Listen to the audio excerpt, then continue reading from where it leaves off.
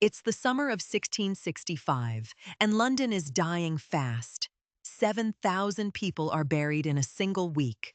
The dead come faster than the living can dig. So the city tears open enormous communal pits. Bodies are stacked layer upon layer in the dark soil. Thousands of them, pressed together without coffins.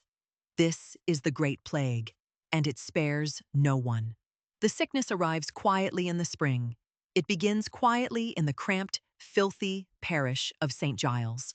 A few poor families fall ill in the crowded slums. Then the dying spreads relentlessly from street to street.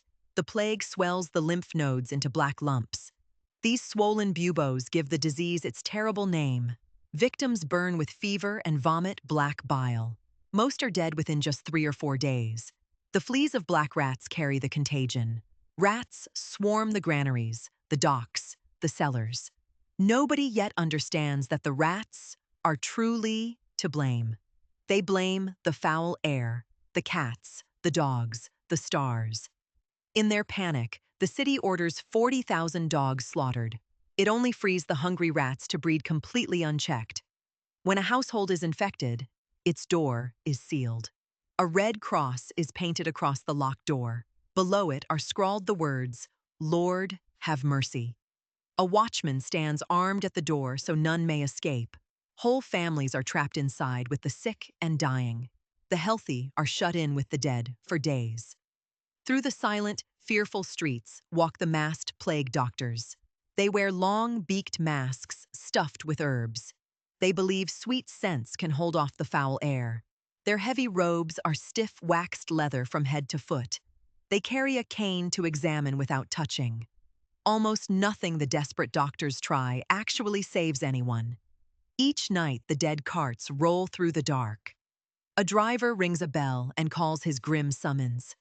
"Bring out your dead," he cries out to the houses. Families drag their dead into the open street. Limp bodies are flung carelessly onto the swaying wooden cart. Arms and legs hang loose over the wooden sides. The overloaded cart creaks slowly toward the edge of the city. There, the great burial pits wait open and hungry. The most infamous lies at Aldgate to the east. Exhausted diggers carve a single trench 40 feet long. It plunges a full 20 feet down into the heavy clay. Layer after layer of bodies slowly fills the deep chasm. Over 1,000 corpses go down into this single pit. The diarist Samuel Pepys records the horror. He writes of human bodies left rotting in the open lanes. Grass grows tall and wild in the silent, empty markets. The king and his court flee the doomed city. The rich escape to their estates in the country. The poor are left behind to sicken and die in the alleys. All trade halts and the busy harbor falls deathly still. Wild grass creeps over the unused cobbled city roads. By the cold of autumn, the death toll climbs ever higher. The weekly bills of mortality list the dead. In one terrible week alone, over 8,000 people perish. The churchyards overflow far beyond their walls. So the parishes open pit after pit after pit. Some pits are dug in open fields, some in old gardens. Quicklime is poured over the layered corpses. The burning lime is meant to speed the bodies into dust. Then only a thin skin of earth is shoveled across. And the next night, the pit is opened again. The grave diggers themselves sicken and collapse into the pits. Some are buried in the very pits they made. Then, at last, comes the cold, and the dying finally slows. Winter kills the fleas that carried the plague. By the start of 1666, the worst of the horror is past. Nearly 100,000 Londoners are dead. Almost a quarter of the city lies in the pits. Then, the Great Fire suddenly sweeps the plague-ruined city. Flames cleanse the plague-ridden streets in days. The pits are covered over and slowly forgotten. New streets and houses rise above the dead. For centuries, the bones lie silent underground. The living walk and work above them without a single thought. Then the diggers of a new age break the ground. In 2013, a great rail tunnel is bored beneath London. The Crossrail project carves deep through the clay.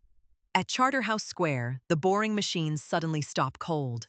The blades have struck a forgotten plague pit. 25 complete skeletons lie neatly side by side. They rest in careful, deliberate rows, their heads pointing west. Careful archaeologists kneel in the trench with soft brushes. They lift each fragile bone from the cold clay. These forgotten dead have waited silently here for centuries. The bones are gently carried to the laboratory. Scientists drill into the teeth for ancient DNA. Inside the ancient teeth, they find the killer itself. It is Yersinia pestis itself, the plague bacterium. The very microbe that emptied the city is found. The bones tell of lives that were brutally hard. Many show the marks of starvation and labor. Their spines are bent and curved from years of heavy work. The children's small bones reveal years of cruel hunger. Rotten teeth and rickets scar the very youngest dead. These were the poor of a crowded, hungry city. They died unknown and were buried together in frantic haste. Now their silent bones speak to us across 3 centuries. Every new dig in London uncovers more of them. Beneath the financial district lie thousands more. One pit near Liverpool Street held countless dead. Construction crews find them again and again. Old bones surface beneath car parks and children's playgrounds. They surface beneath churches and busy roads. Some pits hold the dead bodies in tangled chaos. Others lay them out with surprising care. Even at the bitter end, some hands still showed quiet respect. The Black Death pits run far older and deeper. Back in 1348, the very first Great Plague had struck. That earlier horror killed nearly half of all England. London opened its very first mass graves back then. Those pits, too, still lie beneath the modern streets. Layer upon layer, plague after plague, the dead remain. The city was built and rebuilt upon its dead. Today, the recovered skeletons rest in museum stores. Each one is carefully numbered, measured, and recorded. Their faces are even rebuilt from the skulls. Forensic models bring the long dead back to view. At last, we can look the plague dead directly in the eye. Yet for every bone we find, thousands still wait. They lie packed beneath the pavements you walk, beneath the trains, the towers, the river bridges. An entire buried city of the dead endures. Most will never be dug up or ever even named. They wait in the dark exactly as they fell. Each new shaft sunk into London risks the past. The bones surface when we least expect them, and the count of the buried only ever grows.